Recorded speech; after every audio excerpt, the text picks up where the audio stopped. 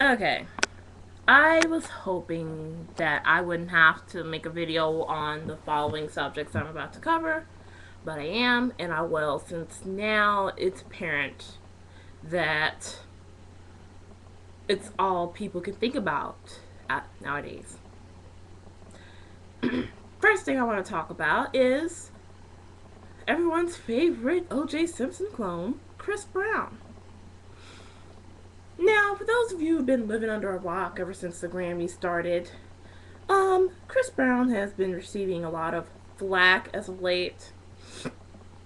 I mean, let's just forget about the fact that in an attempt to rebuild his image, he threw a hissy fit on Good Morning America and destroyed half of the set. Let's just forget about that.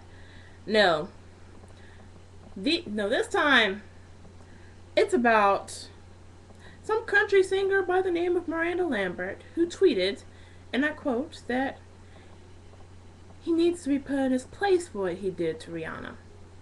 Now, some people, being the mindless little fucks that they are, took this completely out of text and completely forgot that this was Miss Lambert's opinion. And they just completely started bringing her faults out to light.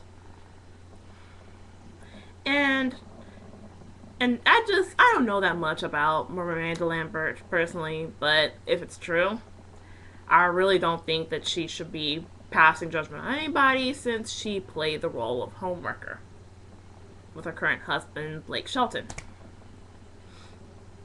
Don't know much about that, but that's neither here nor there. We're focusing on Chris Brown here. Now, I've tried, I've tried to give him a chance to prove that he's changed, to prove that he's matured. But every single time he does something, it has to fall under the immature fuck category. I mean, it's like every time he responds to anyone who deigns to criticize him, he has to delete the tweet. Because, yeah, that's a good way of showing how mature you are, Chris. That's a good way of showing everybody that you've moved on and you're ready to reestablish your career. You know? If he, if you were truly sorry about what you've done, if you are truly repentant, not only will you not respond to these not only will you not respond to these naysayers, but you'll just move on like they never said anything. Just keep doing your thing and just keep selling songs that sound exactly the same. You know.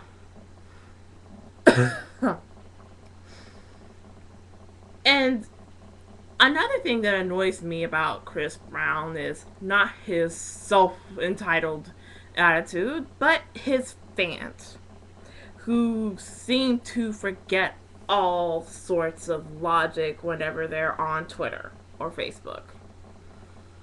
Yeah, I'm talking about the deluded little bitches who said that Chris could beat them up any day.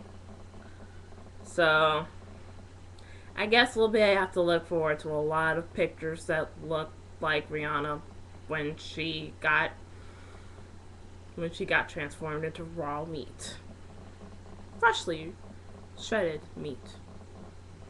And with that horrible image in my head, I want I just want to get this out the way so I can move on to my next topic.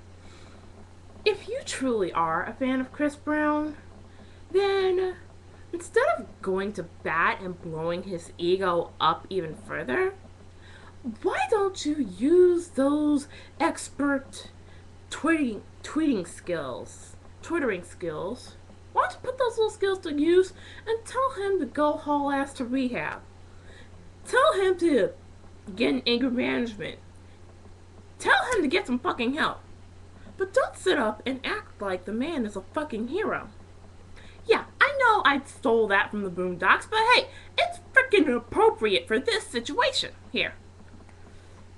Second thing I want to talk about, ass hurt people on Facebook.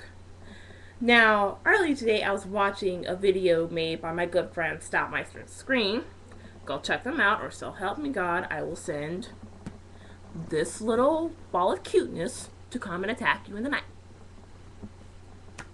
Anyhow, I was watching their video and they were just basically saying what I've been saying about people who get all pissy whenever they see another person's photo and they think that they've got a perfect life.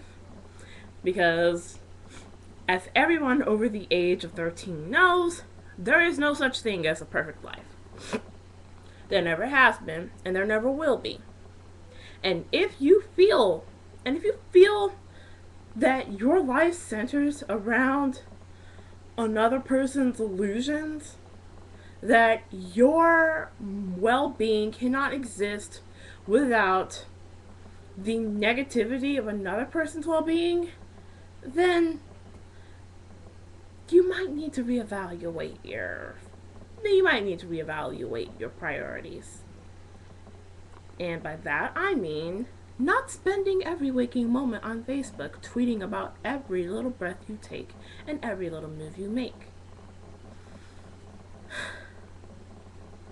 By this I mean actually reading a book that isn't hyped up by any teen magazine or tripe they call teen magazines.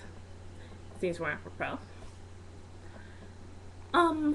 By this I mean actually stepping out of the little sparkly bubble that you've cast around yourself and doing things that don't involve following whatever faceless voice tells you to follow, you know?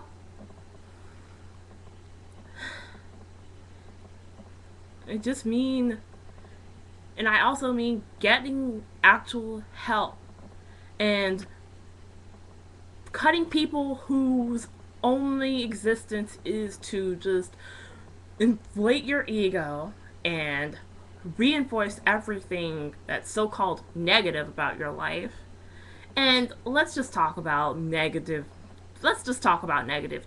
as far as people in America's lives versus people in other people's world's lives are. That didn't come out right, but whatever. If you live in America right now, chances are, if you live in America and you live in a middle class family and you pretty much have every expense covered for you, then I've got some news for you. You don't have any damn problems, okay? So, why don't you just stop your little bitching about the fact that you didn't get an iPhone 4G and start thinking about people everywhere in this world who would give their right fucking limbs to even breathe the air you're breathing right now. You know?